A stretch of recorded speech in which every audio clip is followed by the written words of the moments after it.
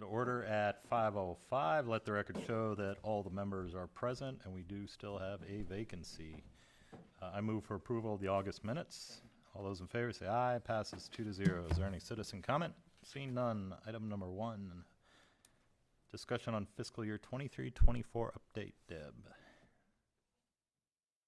Good evening, Deputy Dutcher, Finance Director.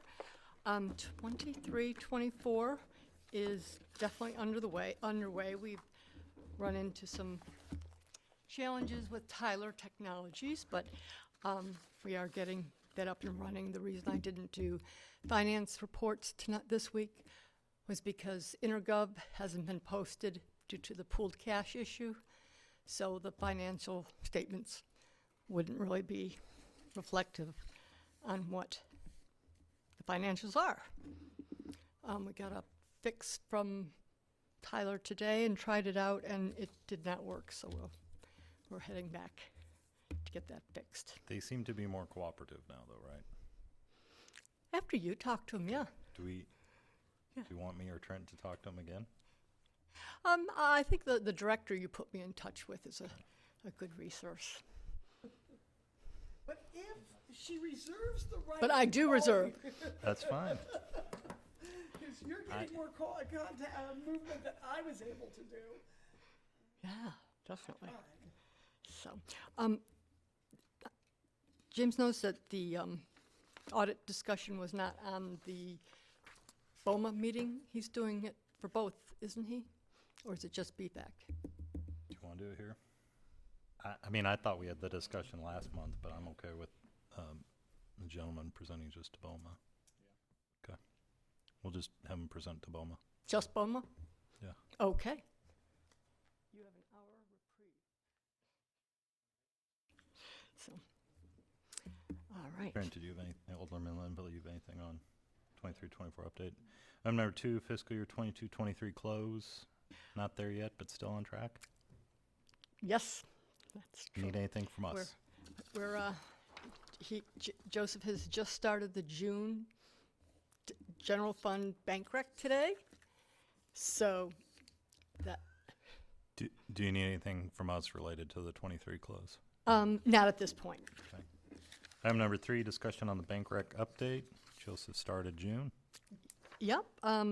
He's finished the May bank rec for general fund. He's got June and July, and we've got a couple small ones that we're working on, but hopefully by the end of this week we'll have FY 23 bank recs caught up to date. So that's. Is there anything you need from the committee related to bank recs? Nope. Okay. Item number 4, discussion Tyler updates, specifically InterGov. You got one today, you loaded it, didn't work. Is still a challenge. We did a fix they had us do, and the imports are only one-sided imports, so there's no debits and credits aren't there. So Okay. Who gives you Tyler does, Pam, Tyler. So, yeah, if you pull up the import, it'll have one number. It even has like 125 and the old cash number twice. So the imports are useless. So if we get stuck again, I'd rather help out too early versus too late again. Okay. I agree. All right, definitely.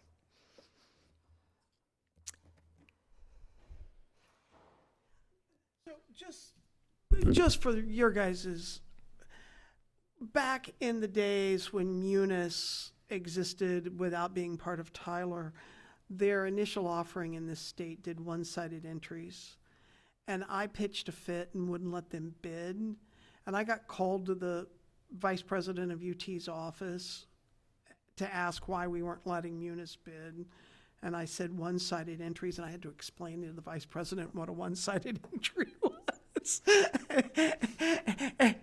and then he said, "Oh, that's not good." And I'm like, "No, it's not good." So you had a liberal arts background? Apparently, an education background, I believe.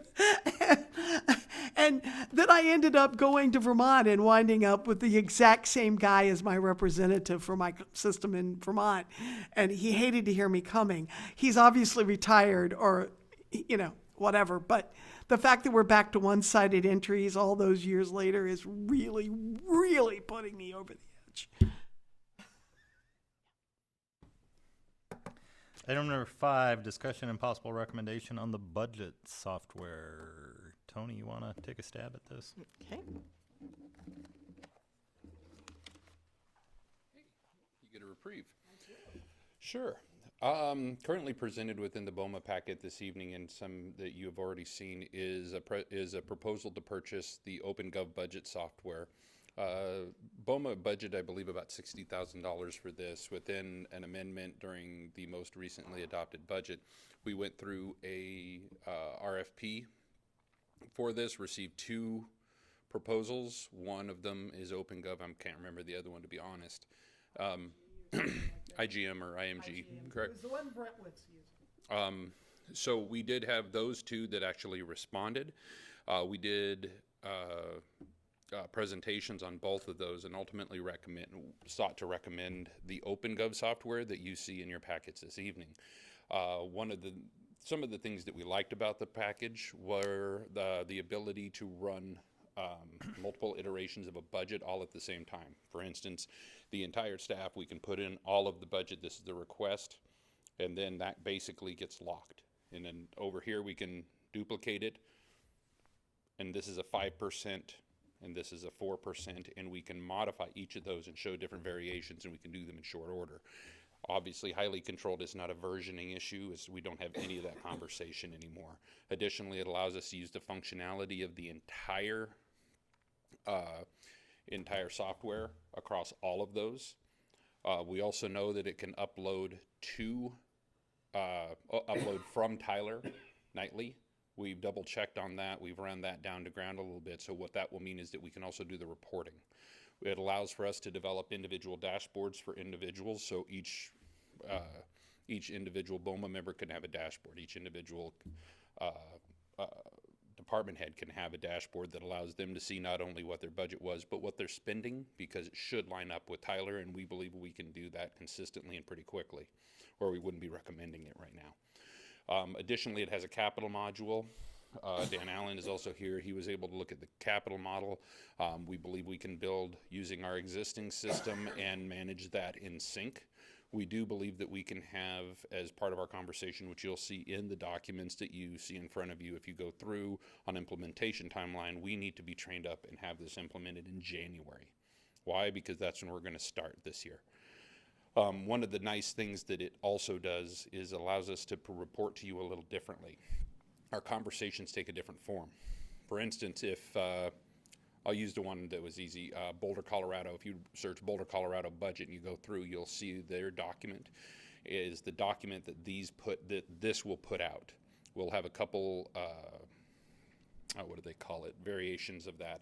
But ultimately, if you go to, say, the budget in brief, you'll be able to scroll over the pie chart and say, okay, in this we're spending that, and then we click on it, and we can drill down into what that area means and drill down into that as far as we determine to go. We'll, of course, bring in all of the historical data, so when you look at the budget in the coming year, you'll be able to compare this year to the previous years that we've imported into the system to show what the behavior is over time. You can do that as the total budget, for the line, for all of the different, you can get as granular as you want to. This was important to us as we talked about silencing your phone, and also as we talked about being able to have conversations beyond the data that's in front of you and start seeing what that means. You would, of course, always get the spreadsheet layout. We can do that anytime. But being able to see where we're spending and what we're spending. Ultimately, the idea is to provide you a budget that your conversations and discussions can grow, and you'll have the ability, as we talk about it, to have not only more time, but the ability to work in scenarios, ask questions, research possibilities, and what. So those were the things that we liked about the product. We are asking them for a more abrupt implementation, but we do not feel that that's going to be a problem for us. So I'd happy to ask any questions. I would recommend that you... I think accelerated is a better word than accelerated. Also, as we apply for the GFOA award annually, one of the things that we did, like, that takes a lot of time of our staff. When we put the information in during the actual budget process, this document, and we proof it, this document is generated from it and is submitted direct. We can submit directly to The GFOA output's electronically. GFOA quality. The output Yes, is.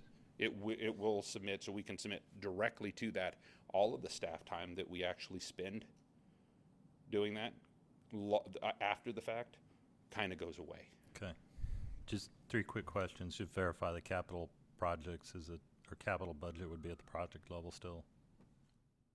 Okay. Yes. Operation will be at the department level still. We can go much deeper, but yeah, we can roll it up to. So no issues being compliant with our proposed budget policies that are also on the agenda this evening. We can report this as however we choose and report it differently. Any questions or thought given around scalability? I mean, we got $100 million budget now. Yeah.